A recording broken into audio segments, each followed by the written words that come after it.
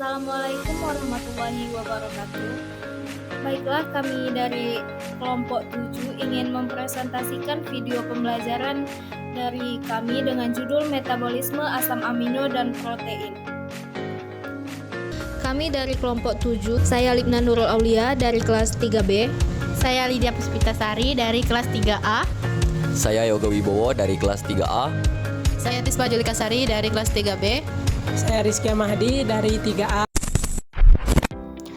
Metabolisme asam amino adalah proses kimia yang terjadi di dalam tubuh untuk menguraikan, mengubah, dan membentuk kembali asam amino, yaitu molekul menyusun protein agar dapat digunakan sesuai kebutuhan tubuh.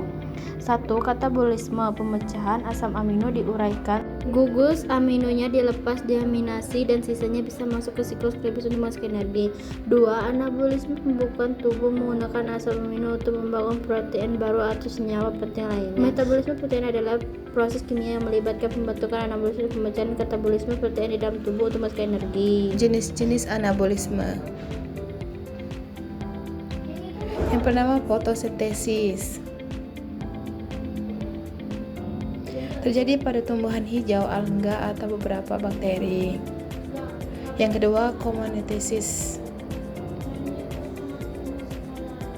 Dilakukan oleh bakteri tertentu, misalnya Nitrogamis dan Nitroketer.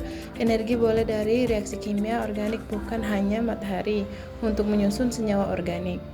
3. Sintesis protein. Menghubungkan asam amino menjadi rantai polipeptida untuk membentuk protein baru menjadi ribosom yang penting bagi pertumbuhan dan perkembangan sel. 4. Sintesis lemak, lipogenesis. Mengubah glisol dan asam lemak menjadi lemak trigliserida sebagai cadangan makanan. Sintesis asam nukleat, DNA dan RNA. Menyusun nukleoida menjadi DNA atau RNA untuk pemeriksaan sifat dan sintesis protein.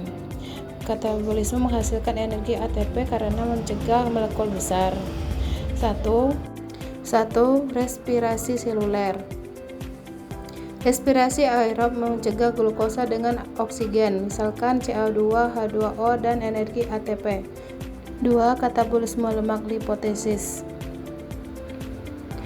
Lemak diuraikan menjadi asam lemak gliserol lalu diubah menjadi melalui bioksidasi dan siklus Krebs. Katabolisme protein, diaminasi. Protein dipecah menjadi asam amino, lalu gugus aminonya dilepas untuk dibuang sebagai urea di hati. 4. Glikolisis. Pemecahan glukosa menjadi asam fosfat menghasilkan ATP dan NADH terhadap awal respirasi sel. Dampak asam amino bagi tubuh, yaitu asam amino adalah penyusun dasar protein dan memiliki banyak fungsi penting. Yang pertama, membangun dan memperbaiki jaringan tubuh atau otot kulit, rambut, dan kuku. Yang kedua, sumber energi cadangan bila karbohidrat dan lemak terbatas. Yang ketiga, membentuk neurotransmitter seperti serotonin dan dopamin untuk mengatur suasana hati dan otak.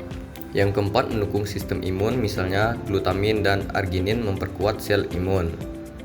Yang kelima, membantu proses metabolisme sebagai bahan pembentukan enzim dan hormon. Yang kedua, dampak protein bagi tubuh. Protein adalah molekul besar yang tersusun dari asam amino dan beberapa dalam hampir semua proses tubuh. Yang pertama yaitu menyusun struktur tubuh seperti otot, tulang, kulit, dan organ. Yang kedua, membentuk enzim dan hormon untuk mengatur reaksi kimia dan keseimbangan tubuh. Yang ketiga, menjaga daya tahan tubuh dengan membentuk antibodi. Yang keempat, mengatur keseimbangan cairan dan pH darah. Yang kelima, sebagai sumber energi alternatif bila asupan karbohidrat dan lemak kurang. Ada pula gangguan asam amino dan protein bagi tubuh. Yang pertama, kekurangan, pertumbuhan terhambat atau stunting, otot menyusut, lemas, imun lemah, luka sulit sembuh. Dan penyakit yang diidap yaitu kwashiorkor dan marasmus. Yang kedua, kelebihan. Kelebihan beban ginjal dan hati, resiko dehidrasi, bisa dipicu osteoporosis.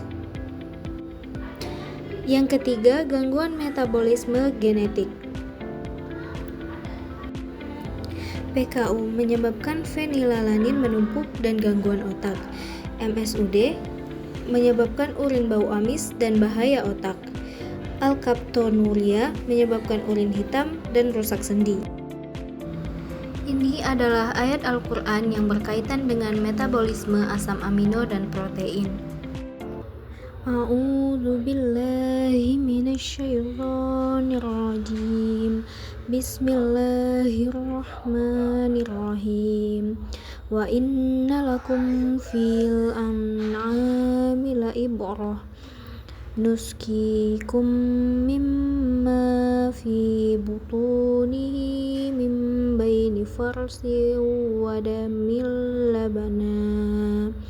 Farsi wa damil labanan khalisun sa'ifal lisyaribin, yang artinya, dan sesungguhnya pada binatang ternak itu benar-benar terdapat pelajaran bagi kamu. Kami memberi kamu minum dari sebagian apa yang ada dalam perutnya, yaitu di antara kotoran dan darah, susu yang murni, sedap rasanya bagi para peminumnya. Ayat ini secara tidak langsung menjelaskan keberadaan protein dan proses penciptaan senyawa penting seperti susu dari elemen-elemen dasar tubuh hewan.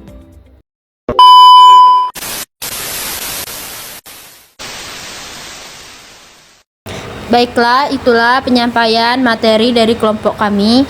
Apabila ada salah, kami mohon maaf. Pada Allah kami mohon ampun. Akhir kata, wassalamualaikum warahmatullahi wabarakatuh.